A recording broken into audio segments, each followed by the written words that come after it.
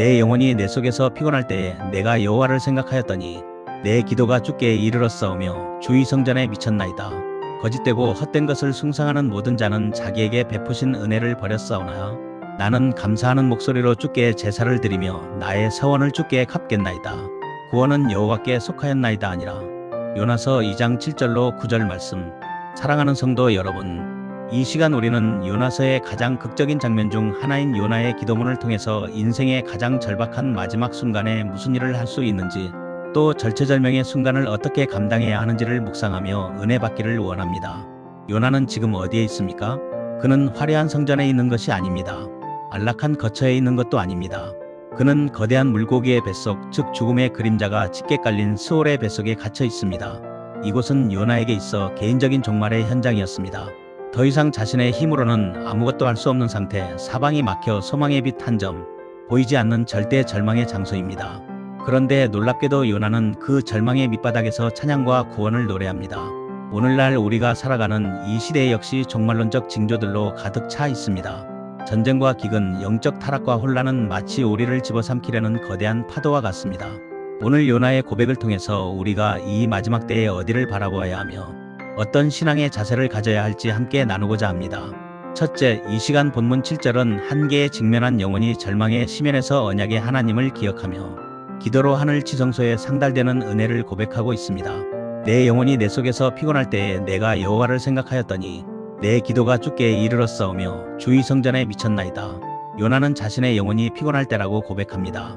여기서 피곤하다는 표현은 단순히 몸이 지친 상태가 아니라 생명력이 소진되어 기절하기 직전의 상태, 즉 죽음의 문턱에 다다른 상태를 의미합니다. 인간의 모든 수단이 끊어지고 자아가 완전히 무너진 순간입니다. 그러나 종말론적 고난 속에서 비로소 기억의 힘이 발휘됩니다. 종말의 시대를 살아가는 성도들의 영혼도 이와 같이 피곤할 수 있습니다. 세상의 거센 유혹과 핍박 그리고 영적 메마름은 우리의 영혼을 탈진하게 만듭니다. 그러나 바로 그 순간이 하나님을 기억, 즉 생각해야 할 때입니다. 요나는 심연의 바닥에서 비로소 하나님을 기억했습니다. 여기서 생각하다는 히브리어 자카르는 단순히 머리로 떠올리는 것이 아니라 언약의 하나님을 신뢰하며 그분께 전적으로 의지하는 결단적 행위입니다. 시공간을 초월하여 지성소를 향하는 간절한 기도는 놀라운 신비의 능력이 있습니다. 요나의 기도는 물고기 뱃속이라는 물리적 공간을 뚫고 주의 성전에 이르렀습니다.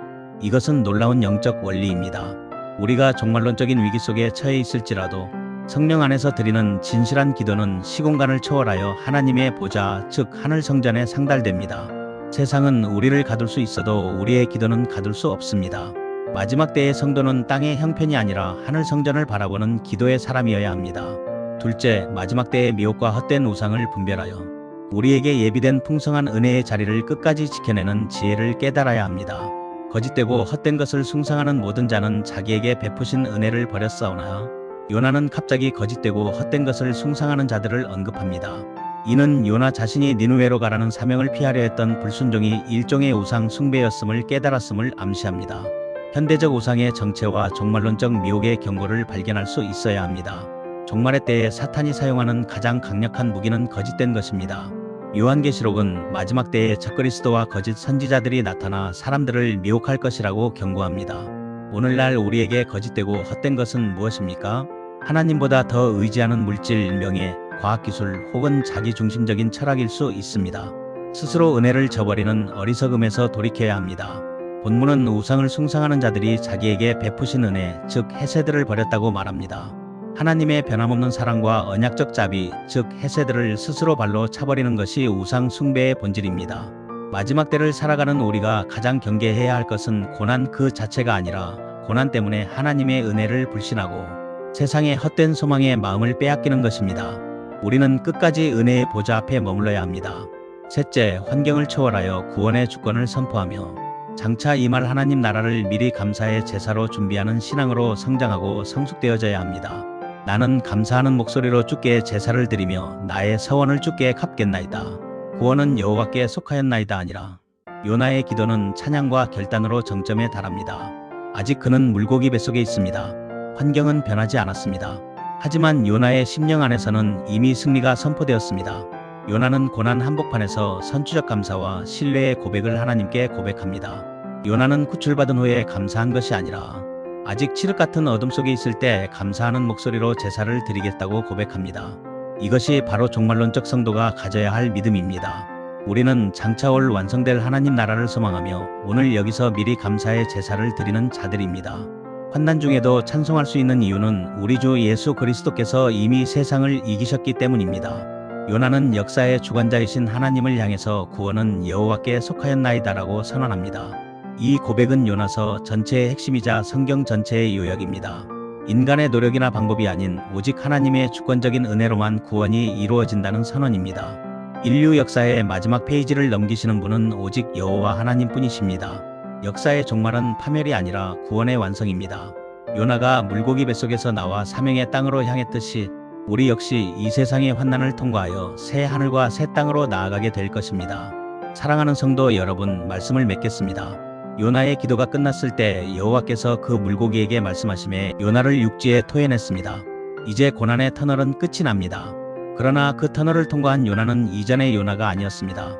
요나는 이제 자신의 생명을 구원하신 하나님의 은혜에 빚진 자로서 죽어가는 영혼들이 있는 니느웨로 달려가야 하는 사명자가 되었습니다. 오늘 우리가 사는 이 시대는 종말의 징조들이 요동치는 물고기 뱃속과 같을지 모릅니다. 그러나 우리가 반드시 기억해야 할 것이 있습니다. 첫째, 영혼이 피곤할수록 더욱 간절히 주를 생각하며 기도로 하늘 성전의 문을 열어야 합니다.